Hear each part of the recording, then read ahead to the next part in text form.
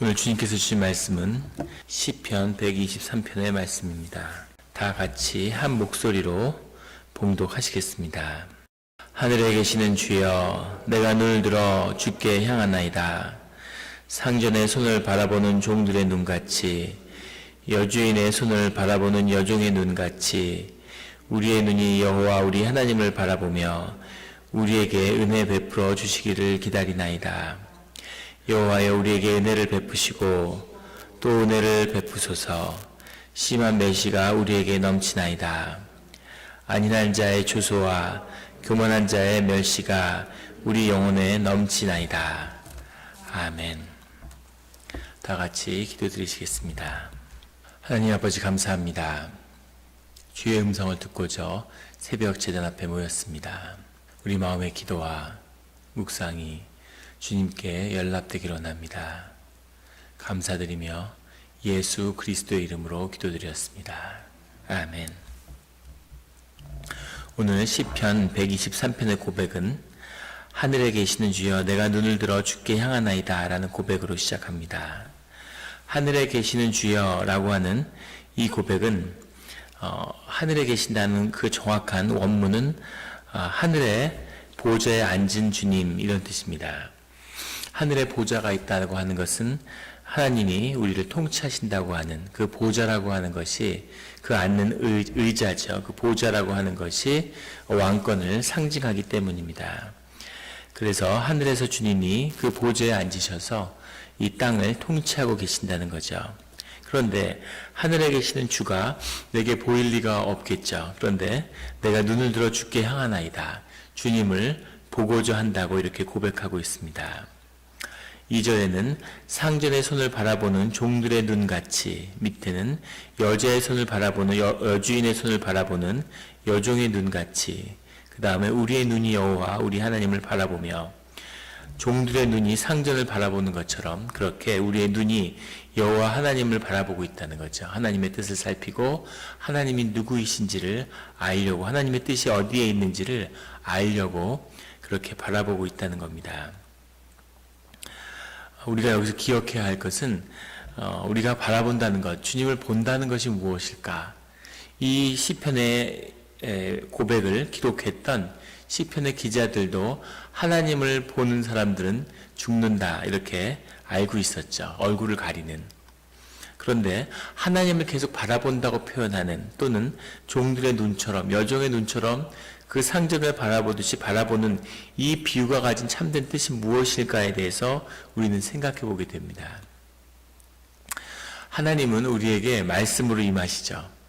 하나님이 말씀으로 우리에게 임하시기 때문에 우리는 하나님을 만난다, 하나님을 바라본다, 하나님의 품속에 있다, 많은 표현을 쓰지만 우리가 하나님을 깊이 경험하는 그 중심에는 하나님의 말씀이 있습니다. 그렇다면 하나님의 말씀을 우리가 경험한다는 건 뭘까? 태초에 말씀이 있었다 이러면 태초에 하나님의 말씀은 어느 나라 말씀이었을까요? 어느 나라로 말씀하셨을까요? 아직 히브리어도 생기기 전인데, 주님의 말씀이라고 하는 것은 주님의 임재와 같은 말이죠. 그래서 우리가 말씀을 읽는다는 것은 그 말씀이 주님의 뜻으로 우리에게 증거되고 전달된다는 뜻입니다. 그 말은 뒤집으면 무슨 말이냐면 하나님이 그 말씀을 통해 우리와 함께 하신다는 거죠.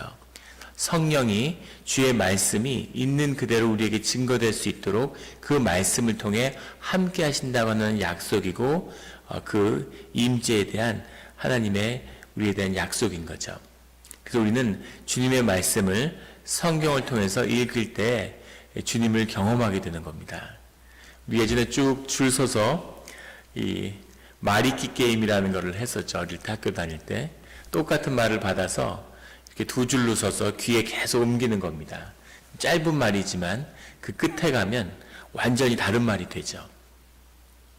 그렇죠. 우리가 주님의 말씀이 유대의 역사만 해도 2600년인데 이 성경의 말씀을 전하다가 그것이 기록된 것은 완전히 우리가 완결된 성경을 갖게 된 것은 기원 후 400년경이죠. 그러면 어떻게 그 말씀이 얼마나 어디까지 변질됐겠습니까? 지금도 마찬가지고. 그렇지 않고 주님의 말씀이 온전히 증거될 수 있는 것은 성령이 주님의 말씀을 통해 함께하기 때문입니다. 따라서 우리가 하나님의 말씀을 매일 읽고 씨름한다는 것은 곧 하나님을 만나고 하나님과 교제한다는 거죠. 그런데 문제는 뭐냐면 우리가 성경 공부나 무슨 제자 훈련 여러 가지 프로그램 같은 걸 통해서 하나님의 말씀과 씨름하는 그 본질을 우리 교회가 잊어버리고 있다는 거죠. 말씀이 홍수가 나는데 오히려 말씀이 더 귀한 하나님의 말씀이 감추어진 그런 시대를 살아가고 있다는 겁니다. 묵상의 본질은 말씀과 씨름하는 거죠. 말씀을 깊이 접하게 될 때 그 말씀이 결코 쉽지 않다는 것을 경험하게 됩니다. 단순하지도 않고 우리에게 계시적으로 쉽게 명령으로 다가오는 말씀이 아니라 우리의 마음을 힘들게 하고 우리의 심령을 흔들고 깨고 우리의 삶의 가운데 더 깊은 아픔과 직면하게 하는 이것이 주님의 말씀이죠. 가시나무 그 떨기나무의 그 불 속에서 주님을 만나는 것처럼 깊은 아픔과 우리 내면의 고통을 통해서 주님께 나아가는 것, 그것이 주님의 말씀과 씨름하는 겁니다. 그런데 우리 기독교도 마찬가지고 가톨릭도 그랬고 이 교회의 역사에서 늘 이 말씀을 외면한다는 거죠. 우리 개신교가 들어선 다음에 예배라는 것이 생겨나는데 오늘날에 이런 예배와 같은 예전이 완성된 것은 기원 후 5세기경이죠. 미사라는 이름으로 유대의 예배가 부활했습니다. 가톨릭교회의 미사라고 하는 건 주님의 일생을 재현하는 거죠. 연극과도 같은 것입니다. 그래서 말씀은 중요하지 않죠. 그 삶을 재현하는 건데 그 삶에 재현하는 그것이 쉽지 않죠. 그러니까 그 그릭의 신비주의를 가지고 들어와서 미사라는 것을 신비화시켰습니다. 그것을 어떤 형태든지 과거의 성전의 히브리인들의 그 성전의 예배와 예수님이 당신의 십자가의 죽음을 통해서 폐한 그런 율법과 그 성전의 제사와 희생 제물과 제사장들의 직분과 이것을 다 되살렸죠. 거기다가 그릭의 신비주의가 들어와서 더 신비화된 그런 미사의 형태로 종교를 경험하게 되는 겁니다. 우리가 왜 종교를 경험하게 될까요? 왜 자꾸 더 깊은 종교로 가겠습니까? 하나님하고 함께 있고 싶고 하나님을 경험하고 싶지만 하지만 그 말씀을 감당할 수 없는 말씀이 너무 부담스러운 거죠. 말씀을 우리의 삶에서 신앙의 삶에서 제거해버린 것 이것이 종교입니다. 하나님의 임재가 없는 것 이것이 종교죠. 종교의 의의를 강화시키고 예수님이 오셔서 당신의 임재를 우리에게 직접 드러냈을 때 하늘의 기적을 보여주었을 때 제사장들이 네가 무슨 자격으로 우리의 허락도 받지 않고 하늘의 이적을 행하느냐라고 따져 묻는 그런 모습 같은 것 그것이 종교의 끝인 것이죠. 그래서 우리는 늘 종교를 깨고 신앙의 길로 들어가야 하는 것입니다. 말씀을 더 깊이 경험해야 되는 거죠. 그런데 교회의 경험이 종교의 의의가 항상 말씀을 가로막고 말씀을 덮어버리는 거죠. 우리가 오늘날 유대인들을 보게 됩니다. 유대인들이 미국을 완전히 다스리죠. 유대인의 파워가 얼마나 센가는 미국 사회를 깊이 경험할수록 더 놀라게 된다고 합니다. 오바마 정부가 있을 시절에 이스라엘이 미국이 반대함에도 불구하고 이스라엘 가자지구로 밀고 내려갔죠. 바다와 사면에서 가자지구에 있는 팔레스타인의 가자지구에 대한 폭격을 감행했는데 그 폭격으로 하루 동안 1,500명의 어린이하고 대부분의 여자와 어린이들인 팔레스타인들이 죽었습니다. 그런데 세계 언론이 다 침묵하는 거죠. 미국도 한마디를 못하는 겁니다. 더 놀라운 건 유엔이 충격을 받고 그것을 중지하러 들어갔는데 그것을 중지하려고 하는 유엔의 결의안을 미국이 기권했죠. 심지어 오바마 행정부에서도 그랬습니다. 아무도 감히 이스라엘에 덤비지 못하는 유대인들이 미국에서 30만도 안 되던 시절에 미국에서 대법원 판사 9명 중에 3명이 유대인들이었죠. 그 3명 밑으로 내려간 적이 없다고 합니다. 판사들의 한 3분의 1은 유대인들이라고 그래요.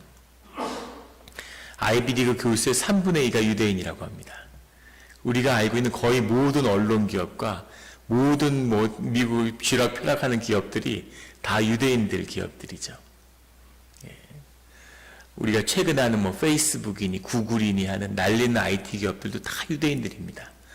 뒤에 한꺼풀 벗겨보면 유대 자본이 움직이고 있다는 걸 보게 되는 거죠. 유대인들은 어떻게 그럴 수가 있을까? 어떻게 30만도 안 되던 시절에 미국의 FRB의 의장은 전체 FRB 중앙은행의 임원의 절반 이상이 항상 유대인이고 의장은 지난 반세기 동안 늘 유대인이 하고 있죠. 다른 사람들은 넘보지 못하는 어떻게 이렇게 거대한 나라를 이 소수의 사람들이 완벽하게 지배할 수 있을까? 그 파워가 어디에 있을까 하는 겁니다. 유대인들이 무엇을 얻은 걸까요? 이 시편 전체를 읽는데 유대인들은 뭘 얻고 뭘 잃고 뭘 얻은 걸까요?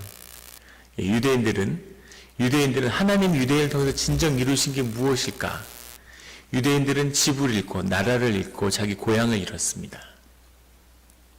그 대신 뭘 얻었냐면 주님의 말씀을 얻었죠. 회당의 유대교가 시작되면서 랍비 유대교가 시작되면서 예배를 잃어버린 거죠. 성전 의례를 잃어버린 겁니다. 제사장의 직분을 잃어버린 거죠. 희생 제사를 잃어버렸습니다. 그들이 자신의 삶, 자신의 정체성을 지킬 수 있는 건 말씀밖에 없는 거죠. 모여서 말씀을 읽고 말씀을 배우고 말씀을 나누고 그것이 유대인들의 중심이 된 거죠. 그 고난과 떠돌이 생활과 박해 가운데서도 계속 말씀을 붙들었기 때문에 자기 삶 가운데 생명이라고 하는 것에 그 가능성과 능력이 열리는 그 체험을 하게 된 거죠. 말씀이 주님의 임재이기 때문에 말씀을 읽을 때 우리의 생명이 열리는 겁니다. 내 생명을 열겠다고 아무리 몸부림쳐도 그게 열리지 않는 거죠. 유대인들이 수박의 겉을 핥아도 예수 그리스도의 능력을 통해서 말씀을 영접하지 못하는 수박의 겉만 핥아도 유대인들에게 나타나는 그 능력만 봐도 이것이 얼마나 생명의 힘이라는 것이 무서운 것인지를 보여주는 거죠. 수박의 겉을 핥아도 그런데 수박을 깨서 먹으면 어떻게 되겠습니까? 이것이 우리가 다음 세대, 우리 디아스포라 코리안들에게, 코리안 크리스찬에게 나타나기를 바라는 그 생명에 대한 소망인 거죠. 다음 세대를 향한 소망입니다. 이것이 교회의 능력이고 이것이 신앙의 공동체의 힘인 거죠. 아무 능력이 없으니까 교회가 예배당을 짓고 예배를 멋들어지게 버리고 가운을 입고 성스럽게 그렇게 예배를 드리지만 그 안에 아무 능력이 없으니까 교회가 무기력한 거죠. 교회를 30년, 40년 다녔는데 주님의 말씀과 인재에 대한 묵상과 자신의 중심이 전혀 없는 거죠. 말씀을 들으면 불편하고 그것으로 씨름해야 되는데 그냥 말씀은 있는 그대로 계속 되뇌이지만 아무 능력이 없는 그런 말씀을 듣고 있는 겁니다. 오늘날 슬픈 교회의 모습이죠. 세계를 정복했는데 초대교회가 로마가 가장 강성하던 시절에 로마를 뒤집었습니다. 세계를 기독교가 정복했는데 뿌리를 내리지 못하는 거죠. 세계 어디서도 기독교가 환영받는 나라는 없습니다. 우리가 사는 이슬람이 막 번성한다고 다 걱정하는데 이슬람이 왜 번성할까요? 이슬람이 번성하는 가장 그 중심에는 반기독교 정서가 있는 거죠. 기독교가 싫은 거죠. 생명이 없는 기독교. 세상을 정복한 것 같지만 내용에 아무 뿌리 내리지 못하는 생명이 없는 종교화돼 버린 회칠한 무덤이 돼버린 그런 기독교와 교회. 이것이 말씀을 잃어버린 세상을 정복하고 멋진 예배당과 미사와 예배를 드리기 때문에 말씀을 잃어버린 오늘날 종교로서의 기독교의 모습입니다. 하느님의 말씀을 만나고 그것과 씨름한다는 것, 그건 쉬운 일이 아니죠. 새벽 제단을 찾은 분들의 마음은 그걸 더 깊이 이해할 것입니다. 그 말씀을 만나는, 오늘 또 우리가 계속 나누었던 시편의 말씀, 얼마 남지 않았어요.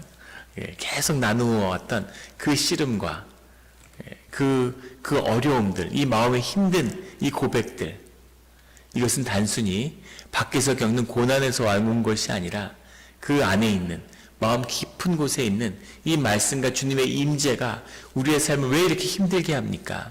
라고 하는 그 씨름을 보여주는 거죠. 이것이 우리의 본능을 다루고 우리의 경험을 깨고 뇌에 바보의 벽이라는 것이 생긴다는 거죠. 뇌과학자들이 밝혀낸 건데, 우리의 뇌에 1000억 개가 넘는, 1000조 개가 넘는 뉴런들이 이렇게 연결되어 있는데, 그것들이 쓰지 않는 회로를 뇌가 기가 막히게 정리하면서 뇌를 재배열하는 거죠. 우리가 똑같은 생각, 똑같은 패턴을 반복하면 그대로 뇌가 짜여진다는 겁니다. 중독의 무서움이죠.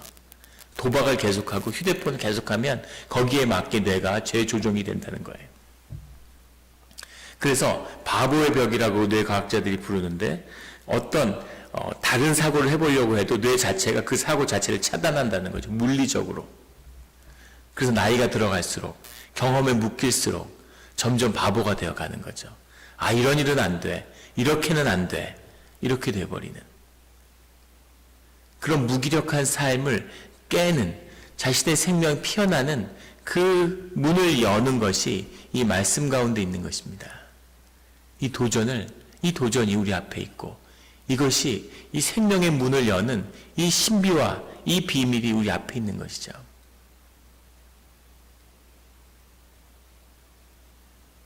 (100명도) 안 되는 사람들이 말씀으로 연합되었을 때 어떤 일이 벌어지는가가 초대 교회의 역사입니다. 수만 명이 모이고 조 단위의 건물을 짓고, 그래도 아무 영향력과 힘이 없는 세상의 조롱거리가 되는, 그것이 오늘 교회의 모습인 거죠. 오늘 시편의 기자는 그런 하나님과 씨름하고자 하는, 하나님께 더 나아가고자 하는 그 표현을 종이 그 주인을 바라보는 그 눈에 비유하고 있습니다. 크리스찬이란 말도 주님의 종이라고 하는 뜻이죠. 3절에 여호와여 우리에게 은혜를 베푸시고 또 베푸소서. 심한 멸시가 우리에게 넘치나이다. 4절에 안일한 자의 조소와 교만한 자의 멸시가 우리 영혼에 넘치나이다. 왜 내 영혼에 넘친다고 했을까요? 그것이 밖에만 있는 것이 아니라 안에 있기 때문이죠.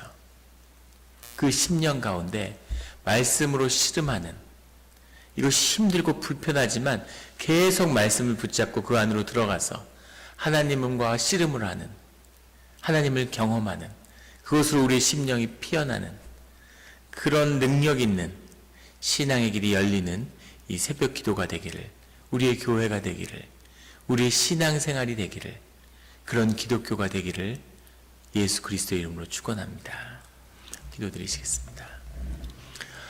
하나님 아버지 감사합니다. 주님, 우리에게 귀한 말씀을 주시고 말씀을 통해 우리와 함께 하시는데, 우리가 말씀을 붙잡지 못하고 종교의식에 빠지고 종교의 경험에 묶이고 마치 모든 것을 아는 것처럼, 마치 모든 것이 우리에게 주어져 있는 것처럼 우리 자신을 속이고 안일한 심령의 평화를 위해서 주님의 진리와 우리의 삶의 진실을 내 눈을 감는 그런 어리석은 길을 걸어왔음을 주님이 아십니다. 주인의 눈을 바라보는 종의 그런 눈빛같이 우리가 늘 주님을 응시하며 주님과 더 가까워지기 위해서, 우리의 생명의 근원을 경험하기 위해서 몸부림치는 삶이 떠내려가는 것이 아니라, 그냥 한번 그냥 그렇게 살아버리는 것이 아니라 정말 살아야 할 의미가 있고 우리가 다음 세대에 주어야 할 유산이 있다는 것을 깊이 경험하는, 우리의 심령이 깨어나는 그런 새벽 기도와 예배와 우리의 공동체가 되게 하여 주시옵소서. 감사드리며 예수 그리스도의 이름으로 기도드렸습니다. 아멘.